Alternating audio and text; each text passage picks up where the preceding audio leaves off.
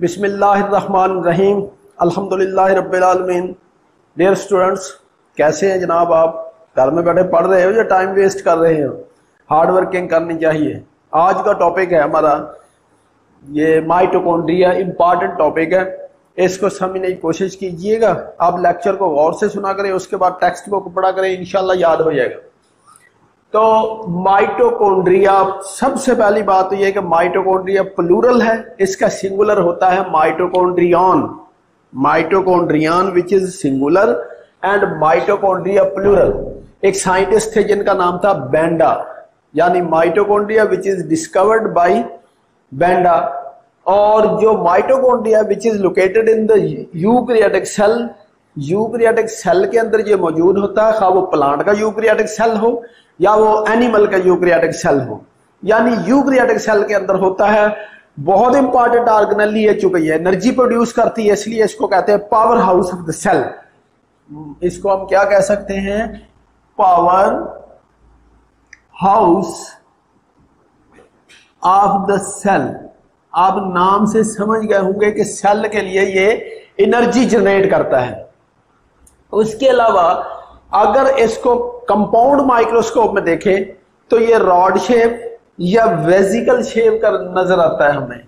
Compound microscope में, compound microscope में ये हमें कैसा नजर आता है? रॉड शेप, वेजिकल या किसी और शक्ल का नजर आता है।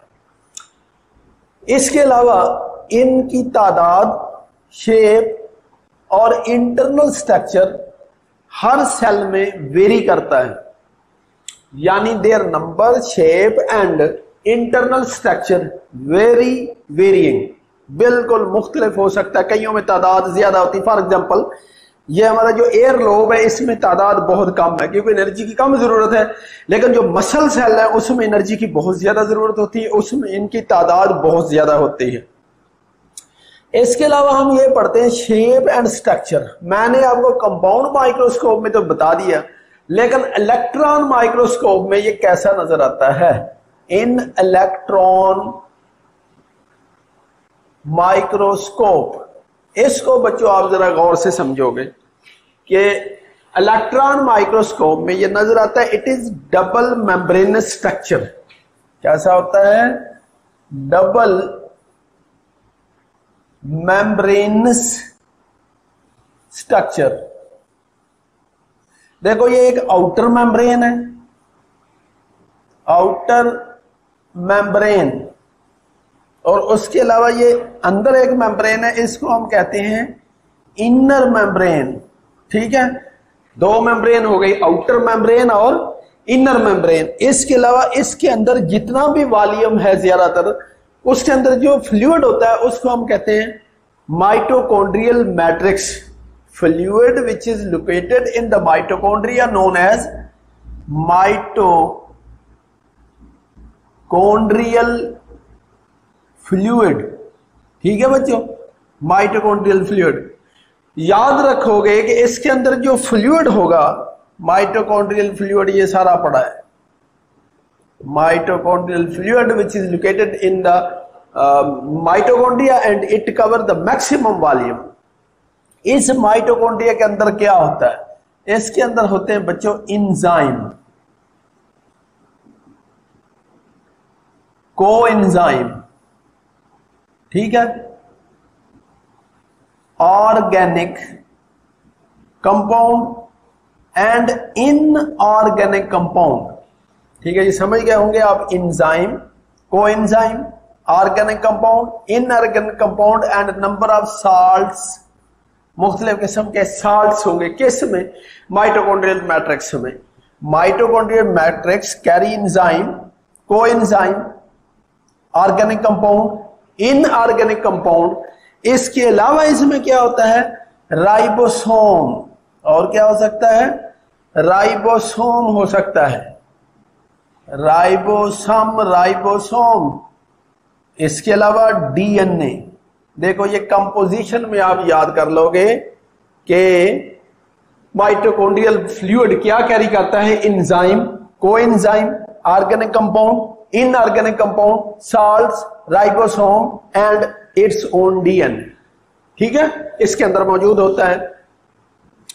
इसके अलावा एक और बड़ी ही अहम बात है, वो देखिए क्या है कि inner membrane in folding inward direction, inner membrane folding inward direction and this structure known as Crysta.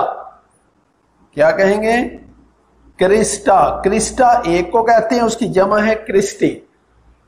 मैंने कहा inner membrane of mitochondria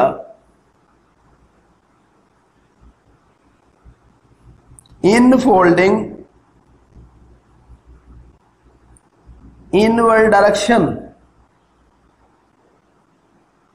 is called Crysta, और इसकी प्लूरल हो गई क्रिस्टी।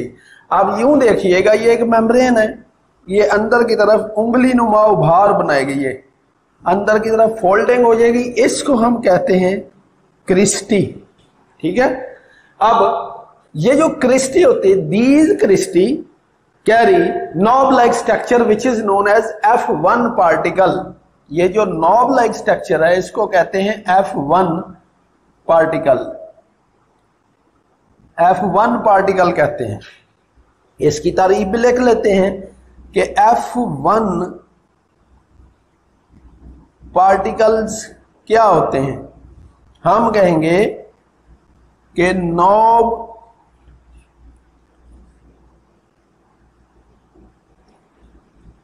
लाइक स्ट्रक्चर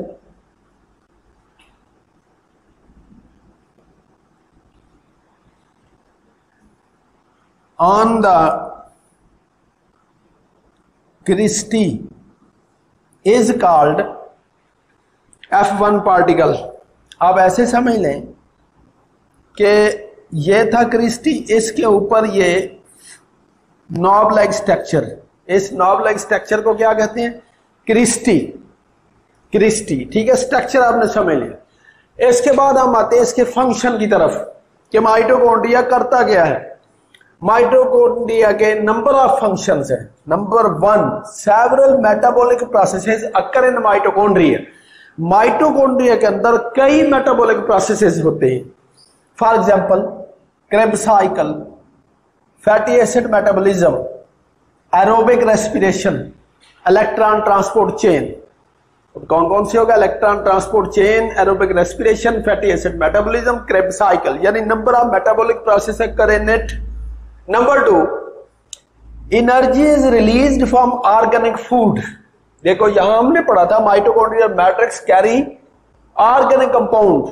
ये जो ऑर्गेनिक कंपाउंड है यानी फूड है, उस फूड से ये क्या करता है? Energy is release. Organic food से जो खुराक खाई हुई होती है, जब उसकी डिकम्पोजिशन हो जाती है, बल्कि उसकी डाइजेशन हो जाती है, तो मेटाबॉलिक प्रोसेस के दौरान तो क्या होता है? उससे एनर्जी रिलीज होती है, और वो जो एनर्जी रिलीज होती है they will transfer into energy rich compound which is known as ATP. दोबारा सुन लें कि जो ऑर्गेनिक फूड होती है, ऑर्गेनिक फूड से एनर्जी रिलीज होती है, वो एनर्जी ट्रांसफर हो जाती है एनर्जी रिच कंपाउंड में, जिसको हम कहते हैं ATP. ATP provide, ATP stored energy है। जब सेल को जरूरत होगी वो एनर्जी प्रोवाइड कर देगा। एनर्जी यानी ATP energy provide to the cell on demand. जब सेल को जरूरत होगी एटीपी एनर्जी प्रोवाइड कर देगी। ठीक। Number 2, ATP is used various cellular activities. Cell के अंदर जितने भी प्रोसेस होंगे उन तमाम के लिए एनर्जी चाहिए, तो वो एनर्जी कहां से आ गई? एटीपी से। एटीपी यूज यानी एटीपी यूज होगी, यूज होने के बाद वो क्या चीज प्रोड्यूस कर देगी? एनर्जी। वो एनर्जी किधर जाएगी? वेरियस सेलुलर एक्टिविटीज में यूज होगी। जब एनर्जी यूज होगी तो एटीपी से क्या बन जाएगी? एटीपी से बन जाएगी एडीपी। जब एनर्जी कंज्यूम हो जाएगी तो एटीपी से बन जाएगी एडीपी, और बाद में और जब एनर्जी आएगी जो ऑर्गेनिक फूड से आएगी तो एडीपी के साथ इनऑर्गेनिक फास्फेट लगेगा, यानी इनऑर्गेनिक फास्फेट और एडीपी मिलकर दोबारा एटीपी बन जाएंगे, या दूसरे लफ्जों में एनर्जी रिस्टोर साथ साथ होती रहेगी। So mitochondria is a power house of the cell. क्योंकि ये एनर्जी जनरेट करता है इसलिए इसको कहते हैं power house of the cell. और इसके लिए हम एक और लफ्ज भी यूज कर सकते हैं, oxidation reduction reaction occur in mitochondria.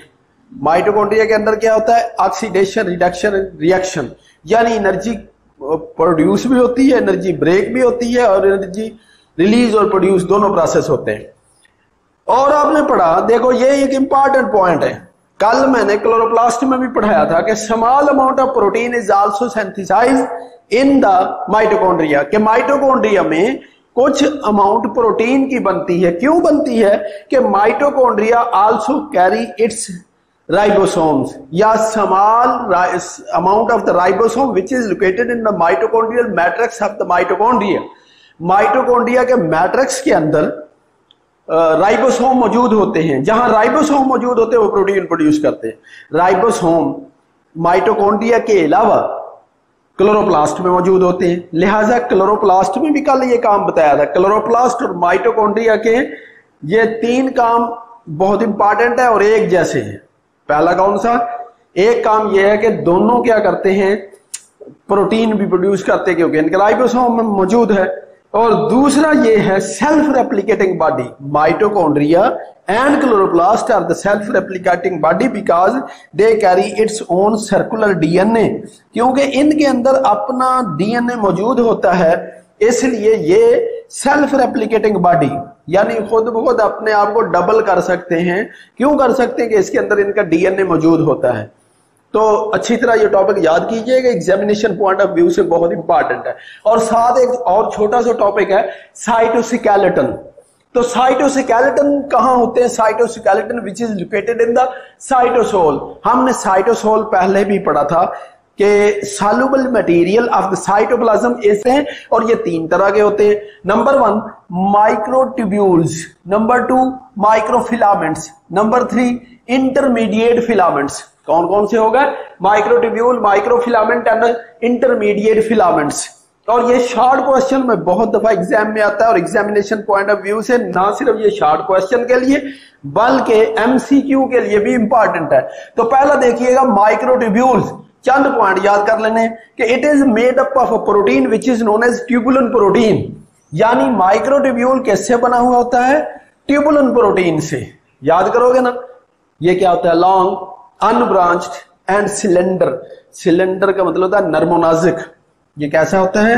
Long, लंबे लंबे फाइबर होते हैं, अनब्रांच्ड होते हैं, और ये नर्मोनाजिक, ये सिलेंडर होते हैं। ठीक है, तो पॉइंट अभी याद कर लो, कल आपको कौन सा टाइम मिलेगा कि ट्यूबुलिन प्रोटीन से बना होता है, लॉन्ग होता है, अनब्रांच्ड और सिलेंडर। काम क्या करते हैं? कि दे असेंबली जोड़ना एंड डिसअसेंबली तोड़ना ऑफ द स्पिंडल फाइबर या स्पिंडल स्ट्रक्चर ड्यूरिंग माइटोसिस। आपको पता है कि माइटोसिस के दौरान क्रोमोसोम स्पिंडल फाइबर के जरिए जुड़े हुए होते हैं। ये स्पिंडल फाइबर को बनाने में यानी असेंबल करने में, जोड़ने में और डिसअसेंबल करने में इंपॉर्टेंट रोल प्ले करते हैं। माइक्रोट्यूब्यूल क्या करते हैं कि दे help in the assembly and disassembly of the spindle structure during mitosis. समझ आ गई आपको? इसके अलावा number of organelles, organelles which is also known as organelles, number of organelles are also made up of microtubules। यानी microtubule से और भी बहुत से ऑर्गेनेल्स बने हुए होते हैं। For example cilia, flagella, basal bodies and centrioles. Cilia, flagella, basal bodies and centriole. शाबाश, मेहनत करते जो इंशाल्लाह कामयाबी होगी, आप डॉक्टर बनोगे और कौम की खिदमत करोगे। Number 2 microfilament. माइक्रोफिलामेंट क्या होती है? They are more cylinder. देखो दो लफ्ज इस्तेमाल हो गए, दे आर मोर सिलेंडर। ये ज्यादा नर्मोनाजिक होते हैं और गोल होते हैं, सिलेंड्रिकल शेप, सिलेंडर की तरह। सिलेंडर यानी एक लॉन्गिट्यूडिनल स्ट्रक्चर होगा और वो गोल होगा, उसको हम कहेंगे सिलेंडर। सिलेंडर जानते हैं ना? इस सिलेंडर का मतलब है नर्मोनाजिक। They are more cylindrical structure than microtubule, यानी माइक्रोट्यूब्यूल से भी ज्यादा ये नर्मोनाजिक होते हैं। और ये किस प्रोटीन से बनते हैं? ये एक्टिन प्रोटीन से बने हुए होते हैं। लो, माइक्रोट्यूब्यूल ट्यूबुलिन प्रोटीन से और माइक्रोफिलामेंट बनते हैं एक्टिन प्रोटीन से। ये एक्टिन याद रखोगे आप। और ये कहां होते हैं? They are linked in the inner face of the plasma membrane, यानी प्लाज्मा मेम्ब्रेन के अंदर की तरफ, प्लाज्मा मेम्ब्रेन के अंदर की तरफ ये जुड़े हुए होते हैं। करते क्या है? They help in the internal cell motion, internal cell motion which is also known as cyclosis, यानी जो साइटोप्लाज्म होता है ना डियर स्टूडेंट, साइटोप्लाज्म हर वक्त स्लोली मूव करता रहता है ताकि साइटोप्लाज्म के अंदर जितना भी मटेरियल वो मिक्सअप हो जाए, और उनकी मदद कौन करता है? Microfilaments. Microfilament help in the internal cell motion which is known as cyclosis. Cyclosis को देखो, लफ्ज है साइक्लोसिस, साइक्लिक मूवमेंट, ठीक है। They also help in the amoeboid movement, amoeba जैसी मूवमेंट, टेढ़ी मेढ़ी। तो ये दो तरह के काम करते हैं, इंटरनल सेल मोशन या साइक्लोसिस और अमीबाइड मूवमेंट। अब आखिरी वाला पढ़ते हैं, इंटरमीडिएट फिलामेंट। देखो इंटरमीडिएट का क्या मतलब है कि इन दोनों के दरमियान में ये आते हैं। Their diameter between the microtubule and microfilament, their diameter is intermediate, इन दोनों के दरमियान में इसका साइज होता है। तो इसलिए हमने कहा देयर डायमीटर इज इंटरमीडिएट। ये काम क्या करते हैं? सेल की शेप को मेंटेन करते हैं, they maintain the shape of the cell. दूसरा इनका काम integration of the cell component, जितने भी सेल के कंपोनेंट हैं उनकी तकमील करते हैं, उनको मुकम्मल करते हैं। They help in the integration of the cell component. दो काम हो गया कि सेल, यानी अगर आप शॉर्टकट कह लें तो आप यूं कह लें कि maintain the shape and integration of the cell. Cell के तमाम कंपोनेंट को की तकमील करते हैं और क्या करते हैं? उसको मेंटेन रखते हैं। डियर स्टूडेंट, बड़ी उम्मीदें हैं आप लोगों से कि आप इंशाल्लाह इस कोरोना जैसी वबा में भी मेहनत कर रहे होंगे। लैसल इंसान इल्ला मा सा, कि मेहनत के बगैर कोई चीज अचीव नहीं हो सकती। और इंशाल्लाह आप अपनी दुआओं में मुझे भी याद रखोगे। अल्लाह ताला इन वबाओं से हमारी जान छुड़वा दे। इसी के साथ मैं आपसे इजाजत चाहूंगा। इंशाल्लाह we will see you again in the next lecture, next day. अल्लाह हाफिज।